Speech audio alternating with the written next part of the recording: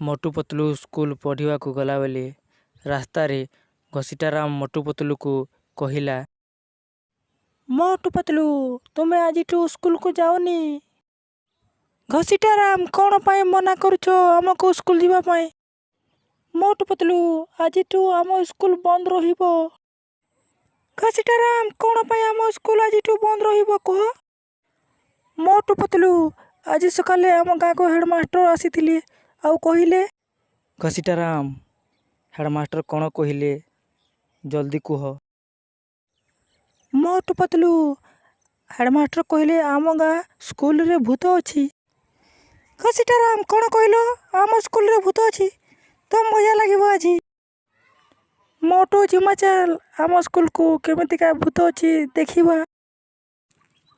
ପତଲୁ, ତୁ ମୋତେ ଜାଣିଛୁ, ଭୂତ ଦେଖିଲେ ମୋର ସୁସୁ ବାହାରିଯାଏ। ନା ରେ ବା, ମୁଁ ଯିବିନି।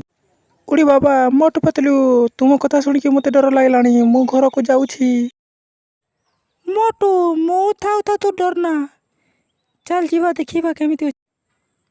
ମୋଟୁ ପତଲୁ ସ୍କୁଲ ପହଞ୍ଚିଲା ବେଳେ ଦେଖିଲେ ତାଙ୍କ ସାମ୍ନାରେ 3 ମୁଣ୍ଡିଆ ଚୁଡ଼େଲ ଅଛି। ମୋଟୁ 3 ମୁଣ୍ଡିଆ ଚୁଡ଼େଲକୁ ଦେଖି ବେହୋସ ହୋଇଗଲା।